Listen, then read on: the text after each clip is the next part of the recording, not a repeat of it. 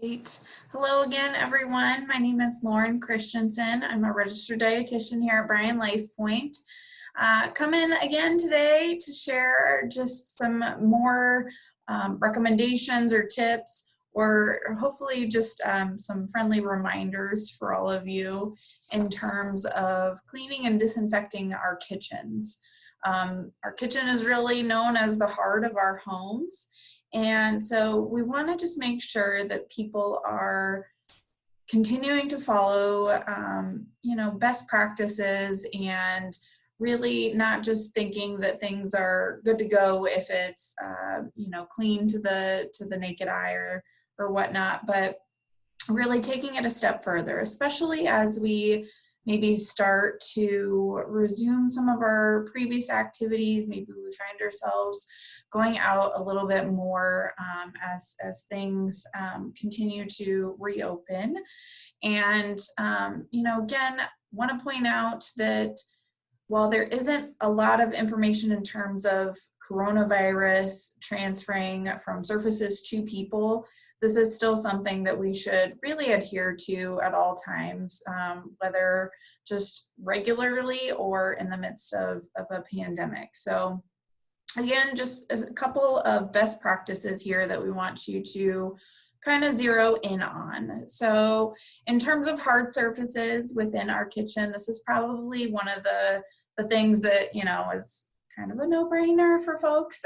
We think of these things maybe a bit more, but there's a couple things here that we may not pay as much attention to as others. So counters, tables, those are pretty generally, the go-to places. We want to make sure that we're first cleaning them, and cleaning is really removing any visible residues, crumbs, or, sticky stuff from our counters or tabletops.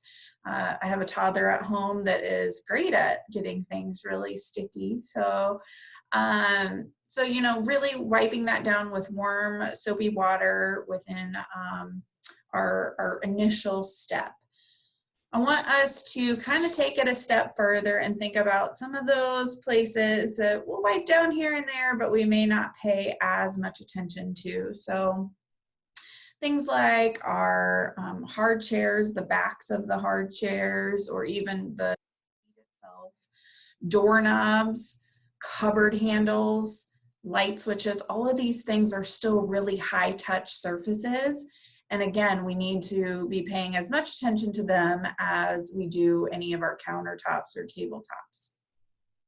Faucet and sink, so the handles and then the outside areas as well.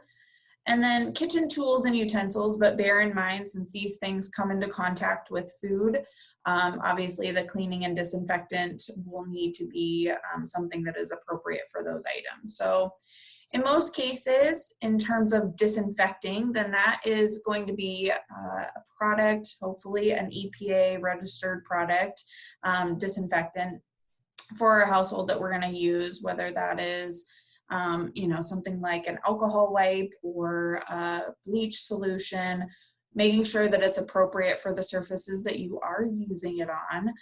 But also, this is going to be what helps to really kill those things that we can't see with our to the regular eye or the naked eye. So this is going to come after the fact. Make sure that you're paying attention to the label on those cleaners or those disinfectants, so that we're adhering to dry time and all of those good things as well. This is just kind of a fun little illustration. Obviously, there's a lot of places and, even more handles, cupboard handles and things that we really need to be paying attention to here. So don't drive yourself crazy with this, but this is something that we want people to just kind of build into part of their day-to-day routines. I think for a lot of us too, soft surfaces are something that we may kind of forget a little bit more about. Things like our dish towels or washcloths or sponges in particular, or little even scrubby brushes reusable grocery bags, lunch bags, rugs that we might have in our kitchen. So again, making sure that we're taking the opportunity to regularly change those out, wash those. I know for me with my scrubby brush, one of my favorite things to do is just pop it into the dishwasher along with my other dish load there. And then I know that it's been properly sanitized and ready for use again. But again, we still need to maybe swap those out and get new ones on a regular basis as well.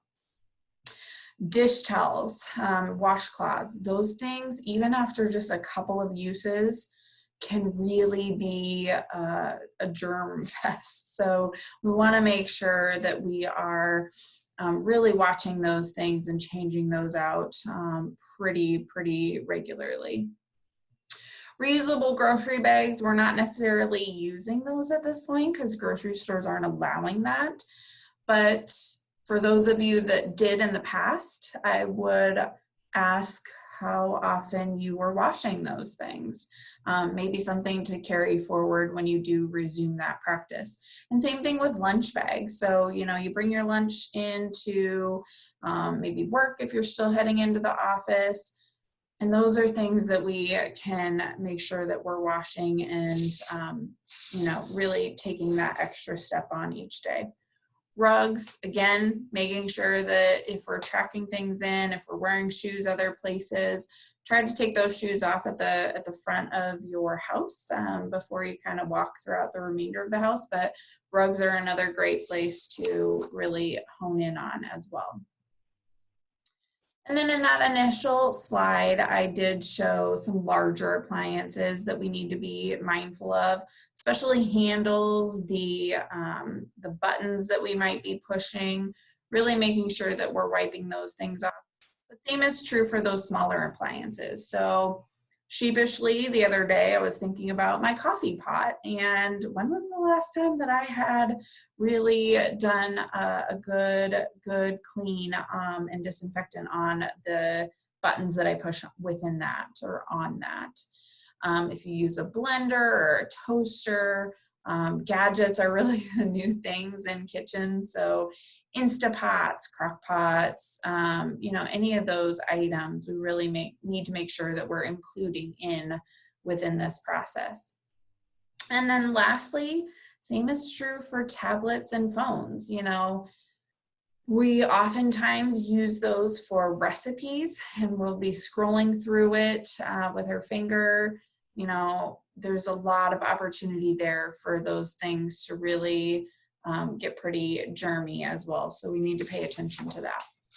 There's some great resources out there, some wonderful information on the UNL Extension website, and just in general in terms of cleaning and disinfecting. So again, hopefully these are nothing new to you, that you're already super savvy in this area, but just a great reminder, again, as we may start to go out a little bit more, that we need to practice this all the time, and maybe a little extra right now.